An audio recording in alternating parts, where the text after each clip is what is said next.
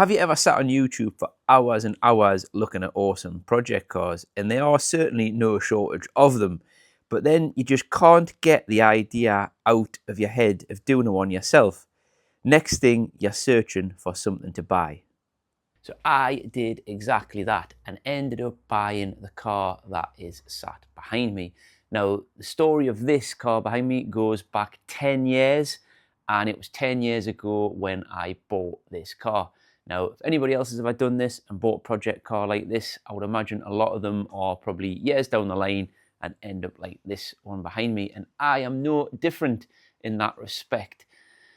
So like I say, I bought the car 10 years ago after sitting, looking on YouTube, looking on the internet and researching these cars. Now, obviously got all excited, bought the car, got it home, did a little bit of work on it, and then family life took over, a baby was had, changing jobs meant I didn't have much time to work on it, and where the car wasn't exactly ideal to get time to work on it either. But now we've got it in the garage outside the house, I should have some time to make some good progress on it. So today I am introducing the Mk1 Golf GTI long-term project. So this is a Mk1 Golf GTI 1600 and it is a 1983. Now, the last time this car was on the road was 1999. Now, when I got the car, it did have the wheels, the engine, majority of the interior, the doors. It was a rolling chassis, a rolling car as such. It didn't run though, and that somebody previously had done some work to the car. Now, when I got the car home, the first thing I wanted to do was have a better look over it. So start having a good look over, took the wings off, that sort of thing, and quickly decided that the best course of action I thought was to build this rotisserie.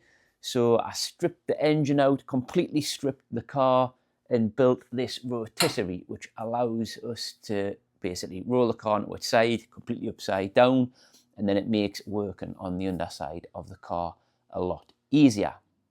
We're just going to have a bit look at the outside of the car first. Now, obviously, there's no engine or anything in the car at the minute, but basically this front section down here has seen better days and will also need replaced. I can't show you the opposite side of the car just because where I've got it, but it's pretty much the same things, the same issues are on both sides of the car, really. So this is under the front wing. So I've replaced that top section and part of the lower A pillar here in this corner, but there's still this section in the front here will need replaced. Just to give you a bit of a look at that. And also sills. There's bits and pieces along the sills. Again, I've done some of the work already. Not much, there's way more needs doing, but a lot of the car isn't too bad. It's just the kind of more common areas. I'm moving on to the rear wheel arches. This is some of the work that was done prior to me getting the car, which is going to have to be redone. So this is a new bit of arch that's been welded in, but unfortunately the rusty, rotten, old bit of the arch is still in there. It hasn't been cut out. That new piece has just been welded over the top, which isn't ideal. I'll just pull it forward so we can have a better look at the back. And this is the back end. Again, this section here has been replaced, but I would say not very well, because that seam, you should be able to see a seam, but it's just been welded up, so that's not great either. It is pretty much the same on the other side. Like I said, most of the issues are the same on both sides of the car. And with the joys of a rotisserie, this is what you can do. So just to have a bit of look around the bottom. So that is the bottom of the sill that we've just looked at. So again, you can see some of this work. This is a piece that I've welded in. And obviously started just cleaning the underside up. So the plan was to kind of take it down to almost bare metal, was what I was originally thinking. Because a lot of this is, a lot of it is just surface rust. Yes, there is some bits that need cut out, but the vast majority is just surface rust. Now this is one of the sections that is probably going to need some more major work.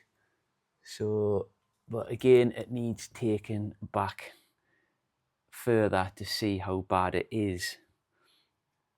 And again, this, it looks like black wax oil. This has been put on over the top by whoever has done the previous work.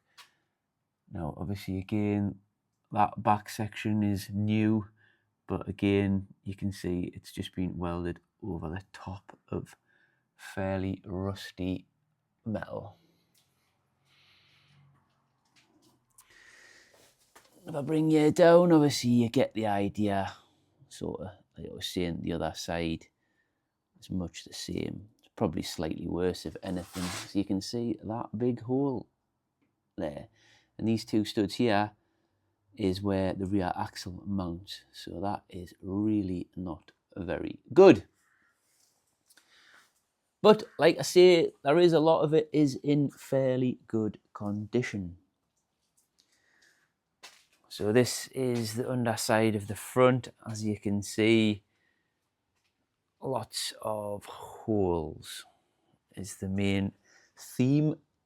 So that full front section, I would think will be easier just to replace. Just to give you a bit of a look at the engine bay.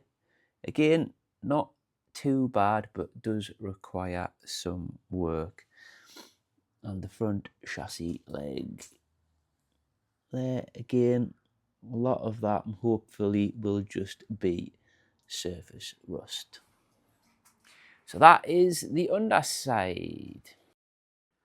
And now just a quick look at the interior, which again isn't too bad in terms of structural stuff.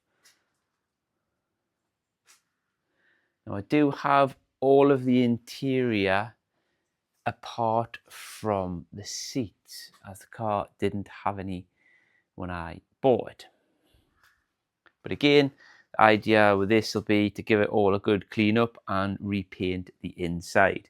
Now, bar the floor, to be honest, so obviously the floor and into the corners where the inner sills, like you can see over there, kind of come in. The inside isn't going to need much more than a clean up and a repaint. Now, when I first bought this car, the plan was to do a Mk1 Golf GTI, but modified in some way. The original idea was to kind of put a more modern engine in it, a more modern interior, just so it was a more usable vehicle. Now, that was 10 years ago. Things have changed. And to be honest, at the minute, I'm thinking a restoration that keeps it everything original as possible will be the way to go with this one. So the first thing we're going to be doing with the car is obviously sorting out all the metal work. Now, I've got my garage kind of fairly nice and clean and tidy. Now, I don't want to get dust all over everything, which obviously cutting, grinding, rubbing things down does create a lot of dust. So my plan is to segregate this part of the garage off. So probably about here maybe. I'm going to basically put a heavy plastic wall in, and I'll sheet off the ceiling as well. So basically this whole section will become enclosed. I'm going to make some sort of filtration system just so it can catch all the dust that's floating around in that bit. And obviously once all of that dirty work's done, I can clean all the area out and it can nearly become a mini spray booth as well. Now, I want to talk quite frankly about timescales. Like I've already mentioned in the video, this car has been with me for 10 years already, and this is how far it hasn't got. Now, I'm sure many people have been in a similar situation where they've got this sort of thing lying in a garage somewhere. Now, my plan with it is just to keep picking away at it and doing little bits here and there. So in terms of for the channel, don't expect to see this finished by the end of 2025. So it is now September 2025. Like I say, I've called this the long-term project because I do have other bits and pieces of projects going on as well. We've got things to do on the T6 camper van, which there's videos on the channel about that. Also the Clio 172, which is a bit of a rolling restoration, and just kind of keep doing little bits and pieces on that every winter it's off the road. So I've got lots of other things going on as well. So this project is just going to run along in the background, and I will do an update every sort of few months about the bits and pieces that we've been doing on it. But like I say, it is not going to be finished anytime soon. And I think these things, you do need to be realistic because they do take an awful lot of time and energy, and circumstances change in life and you sometimes cannot get on with them. But realistically, I think we just need to accept that it's going to be a long project. And the key thing is just making a little amount of progress. So bite-sized pieces. So I'm going to try and sort of pick an area, concentrate on that bit, because when I first started this, you probably tell I've kind of done a bit here, done a bit there. So I need to get a good plan together and just go, right, I'm going to concentrate on this corner, get that done, and then move around the car. So I think that'll be the best way to handle it going forwards. So if you're interested in a real life car restoration project in terms of doing it alongside real life, then subscribe to the channel and click the notifications so you get notified when I do another video on this car. Also, there is the other projects on the channel, which is the Transporter and the Clio, so go and check them out. So thanks for watching, and we'll see you in the next one.